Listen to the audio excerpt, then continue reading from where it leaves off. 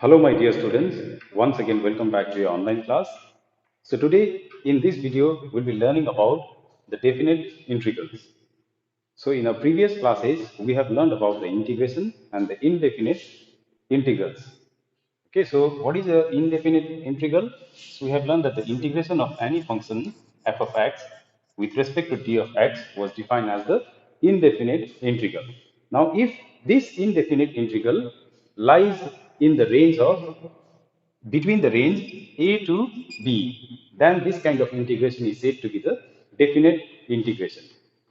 Okay, so here this a, the lower value is known as the lower limit, and the upper one is known as the upper limit.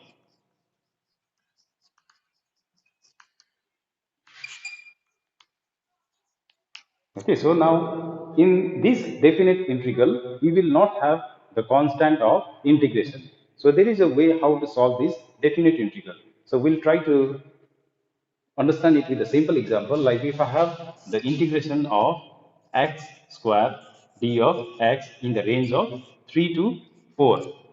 Okay, so how do we do this kind of problem, like the problems related to the definite integral? So we know that the integration of x square will be equals to x 2 plus 1 divided by 2 plus 1. Now, in case of the indefinite integral, there appears a c, where c is the constant of integration. But here, instead of this c, we'll define this function in the given limit, that is the lower and the upper, that is the 4. Okay, so this it will be, so 1 by 3 comes out, and then it will be x cube and 4 and 3. Sorry, it is 4 and 3 between the value 3 to 4. So this will be equals to 1 by 3. Now, how do we put these limits? So it will always be the upper limit minus the lower limit. So in the given variable, we put the upper limit first and then subtract it with the lower limit. So we can write this one as, instead of x, I'll write 4 cube minus 3 cube. Okay, and then simply we obtain the value. So here in definite integral, we do not have any constant of integration. Okay, so that is what is meant by the definite integrals. So now there are some of the properties of definite integrals related to which you'll get a problems. So we'll be learning those properties of definite integrals. Now, let us try to go through some of the properties of definite integral. So the first one of property is, if I have the same limits a to b f of x dx is equal to a to b f of y dy. So this is the first property of the definite integral. So second property, I can also write this, the integration of a to b. So this is the interchange of limits. Okay. So it is f of x d of x. This will be equal to the negative of. So I interchange the limits now, b to a f of x dx. The third important property is, if I have the integral of a to b f of x dx. Okay, so suppose a to b, suppose if I have a range, if I define it in the range a to b. Now I take another value c, which lies between a and b. So I can break the given integral into two parts. So which will be equals to integration of a to c f of x dx plus integration of c to b f of x dx. Okay, so this is the third property of the definite integral.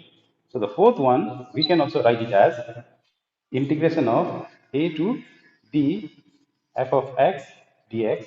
I can write this one as integration of limit from a to b f of a plus b minus x dx. So this is the fourth property of a definite integral. So the another property is, so the fifth one is, if I have integration of 0 to a f of x dx. This I can write it as integration of 0 to a f of a minus x dx. So this is the fifth property of a integration of 0 to 2a f of x dx. I can write this one as integration of 0 to a f of x dx plus integration of 0 to a f of 2a minus x dx. So this is the sixth property of a differential. Now we have the seventh property, which is the integration of minus a to a f of x dx. So this will be equal to 0, or this can also be equal to 2 integration of 0 to a f of x dx, depending upon whether the function is a odd function or an even function. So let us try to solve this problem using some of the properties of the definite integral. So here the question is the integration of sin x divided by sin x plus cos x from 0 to pi by 2 dx. Okay, so this what can you do? See, using the property, which property? So we'll be using the property, the integration of 0 to a f of x dx is equal to integration of 0 to a f of a minus x dx. Okay, so we'll be using this property. So how we start with? So we'll write let I equals to integration of 0 to pi by 2 sine of x divided by sine of x plus cos of x. Okay, so also now using the property, so let this be equation number 1. So also I can write I will be equals to integration of 0 to pi by 2. So using this property, okay, so I can write this one as sine of pi by 2 minus x whole divided by again the sine of pi by 2 minus x plus cos of pi by 2 minus x dx. Okay, so again I can write this one as I will be equals to, so therefore I will be equals to integration of 0 to pi by 2. So sine of 90 minus theta is going to be the cos theta. So I'll write this one as cos of x divided by the lower one sine will change into cos. So cos of x, and this one will be plus cos will change into sine. This sine of x dx. So let this be equation number 2. So now what will I do? I'll add equation 1 and equation 2. So adding 1 and 2. So I'll get on the left hand side I plus I'll get 2i will be equal to integration of, so it is 0 to pi by 2, and then it is sine of x divided by sine of x plus cos of x plus integration of 0 to pi by 2. So the 2 here I have, it is cos of x divided by cos of x plus sine of x.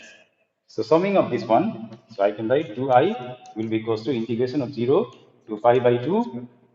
Okay, so if I make these two integrals as a single, it will be simply sine of x plus cos of x divided by, here also I have, if I add, what will I get? I'll get this, since the LCM is same, so it will be sine of x plus cos of x dx. So this cancels and then remains the 1.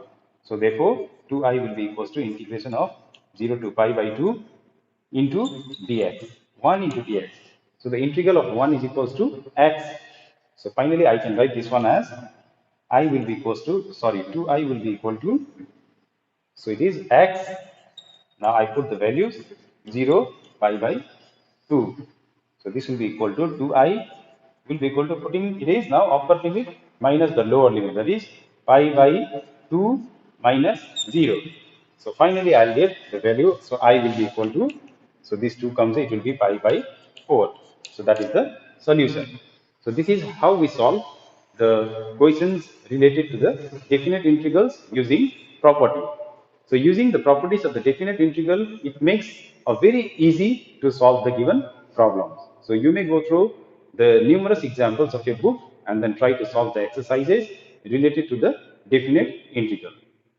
And as I've been always saying, please, it's very important for you to learn the formulas of trigonometry, differentiation, and all the formulas of the integration, without which you'll not be able to solve even a single question of the calculus.